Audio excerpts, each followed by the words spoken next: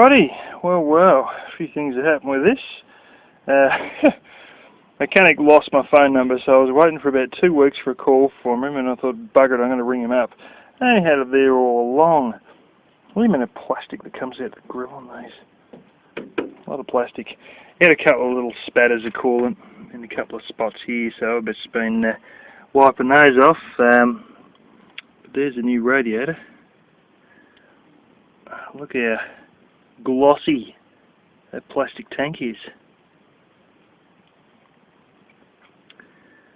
So yeah, all back to normal again. It was sitting right on the maximum line, and I went for a few miles to get everything moving and opened up. And that was last night, and now it's just been sitting here all day, and somehow it's raised up a little bit. I don't know if that's just coolant expansion with the fact that it's like nearly 100 degrees out here or what, but it's just raised not quite a quarter of an inch, well, not even a quarter of an inch above it. Might be because I'm parked on a bit of an angle or something. This seems to be, power steering seems to be holding this fluid level alright. I've really got to top this up. Used a bit of washer fluid lately, and that's gone down a touch, but I'll go and fill that up in a minute. Got myself some cutting compound. I've been trying to get these blasted thingos off the roof, these blasted tape marks.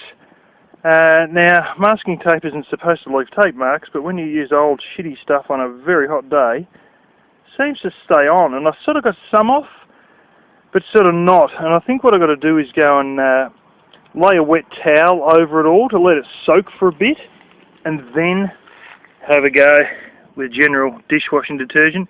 Now, I tried a little bit of spray and wipe, done absolutely bloody nothing. But the dishwashing detergent, a lot of rubbing sort of does work, but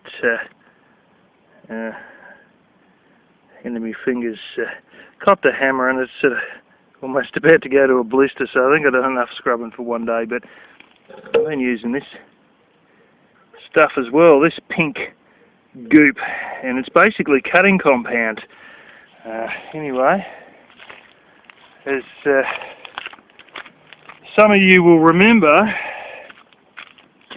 I had a few little marks and things on the roof, actually paint on the roof, and one was about here, one was about here, and guess what, they absolutely, completely disappeared.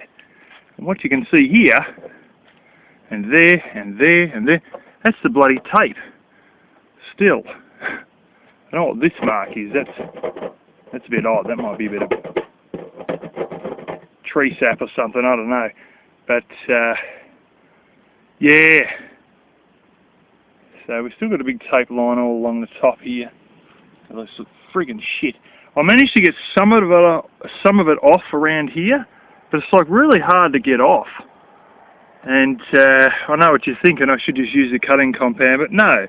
No. This adhesive is supposed to be soft, and so therefore it should be soak it with a wet towel and basically, you know, give it a bit of a detergent. I'm not putting cutting compound on without good reason, but yeah, you'd be shocked at how quickly this blasted 2 bits of spray come off, and then I realised there's a little bit of brown overspray, so I got that.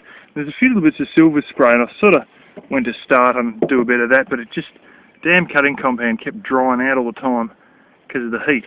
I've actually just gave this a bit of a wash with water, and there's only a couple of drips left out of the whole lot of this, and I was pouring that flaming watering can on it literally 2 minutes ago, and you can still see there's water on the ground, and yet it's dried off so quickly. You got a couple of drips sitting there, and that's it from washing the whole top of this thing with water. There's quite a bit of water on the other side still as well. You can see where it's all underneath the bumper there. There's even a little bit on the back of the bumper still, but it's just remarkable that yeah, that crap doesn't want to come off. But anyway, so be it. There's a few scratches on the tailgate as well, and you can get rid of those scratches with cutting compound, so I gave them a bit of a rub too, but I was more worried about this stupid ass big brown and silver patch on the top. It just looks shit. And long story short, I got that off, and that's what I was bought the cutting compound for. But anyway, I honestly think that a certain fat man in a van could take out the fade in his white van. I'm getting a bit of wind here. I reckon a certain fat man in a van could take out the fade in his van by doing the whole thing in cutting compound, because that's sort of what it's supposed to do. Your weathered paintwork will disappear, and instead of, you know, digging a bit. And he could do that, but we all know he's too fucking lazy. And he wouldn't know, and he'd want to be babysitted what exact product number, blah, blah, blah, it all was. Here's another example here, of where the main paint comes off, and you go back to primer. So, these were known to not have the world's greatest paint job in sunny environments, because a lot of them in Queensland really started to fade with the paint very quickly.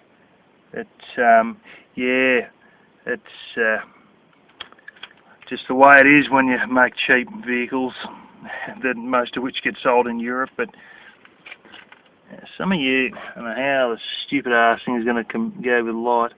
You can see the top of that silver thing there. I was having a squeak when I started this up, and you keep hearing this squeak. You know, you look at the belt, and the belt, I'm pretty certain they put a new belt on when they, got it ready for the roadworthy inspection. I got to hear this bloody squeak, and I'm worried that it's one right down there, which is me air conditioning, or the alternator, which is way in the back there. That'd be fucking near impossible to get into, to be honest. There's too much suspension shit in the way, and to come from the top, oh fuck, you'd have to take the damn engine out. And then it turns out, lo and behold, my mechanic, I said to him, it's got a squeak, see if you can identify it. And he said, yeah, I found out exactly what it is. It's the idler pulley, or whatever they call it. And I said to me dad later, what the hell's an idler pulley? All I can remember is an idler arm to do with your, you know, your steering system. Then he said, oh, that's just your blooming belt tensioner. So that little sod down there, not that top part, that's its, like its pivot point, but down lower you couldn't probably see it, is, you know, the tensioning part, the actual pulley. And apparently that pulley's, yeah, the bearings are just about shot in that pulley. So thank God it's not something expensive like air conditioning system, or something that's damn near impossible to get to, and probably still fairly expensive like the alternator back there. It's all just this here, you know, and literally I can put my hand down in amongst all that, and I reckon you could fit a new one straight in through here, plonk. So, and you wouldn't even need to take off the power steering hose, I don't think, and not a problem. So at some point, long story short, he'll be doing that one when the squeak gets a little bit bad. He's put a bit of oil in it, but still squeaking a bit. But I hear other people with it absolutely squealing, you know. And I sort of thought, well, let's, you know, get a few things on the road here. Let's, you know, once I've done this stuff that I've got to do at work, that really requires me to be there. They've actually changed the process, so I reckon somebody else could do it. But might have to leave a couple of little instructions behind. And the long and short of it is that I'll need to have a day off to be able to take this in to get all the transmission serviced and all worked out, because, you know, I want to hear what it's like, and I want to know what's going on with it and everything like that. And yeah, see if he's going to keep it for a few more days to fix the passenger side, because we drive on the left side of the road.